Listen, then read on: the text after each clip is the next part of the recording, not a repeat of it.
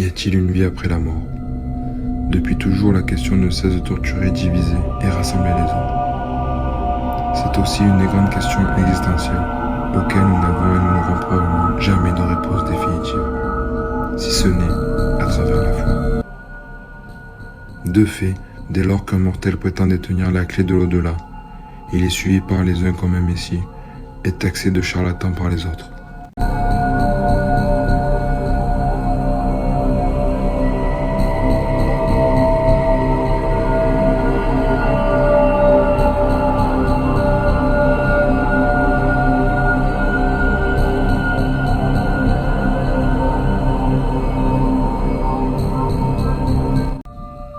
Maintenant, je vais vous raconter mon histoire.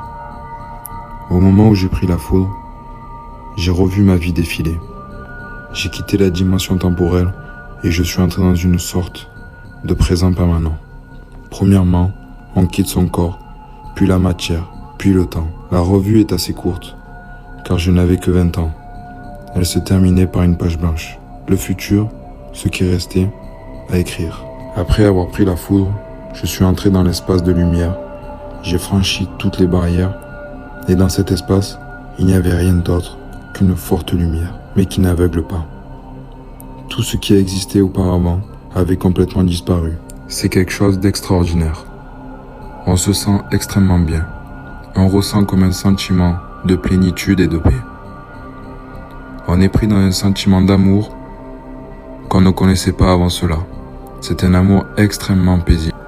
J'ai ressenti une présence vivante, sans forme, mais une présence qui transparaît à travers cet être de lumière.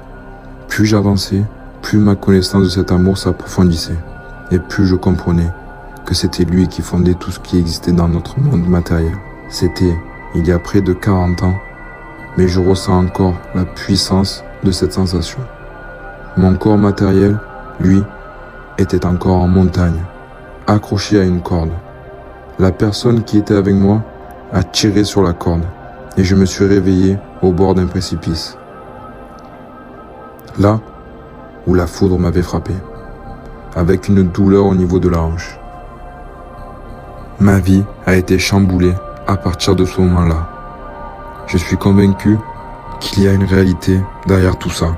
Et même si on a longtemps fermé les yeux, la société commence à accepter cette idée.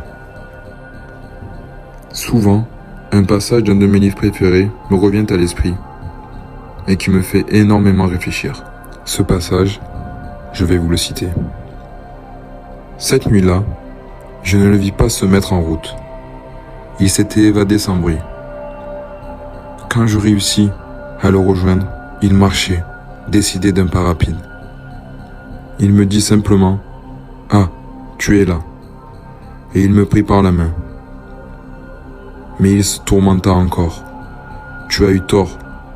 Tu auras de la peine. »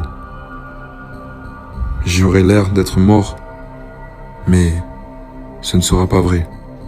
Moi, je me taisais. « Tu comprends? C'est trop loin. Je ne peux pas emporter ce corps-là. C'est trop lourd. » Moi, je me taisais. « Mais ce sera comme une vieille écorce abandonnée. » Ce n'est pas triste, les vieilles écorces.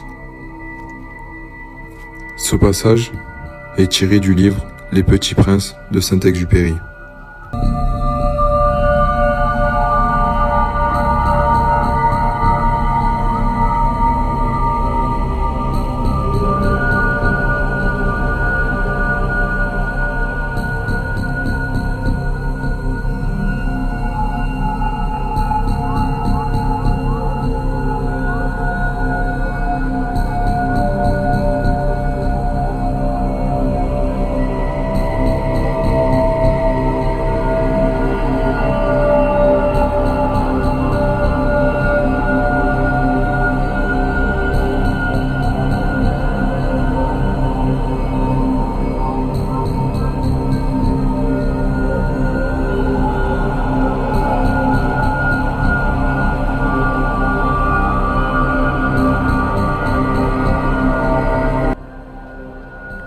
Maintenant, à vous de vous faire votre propre jugement.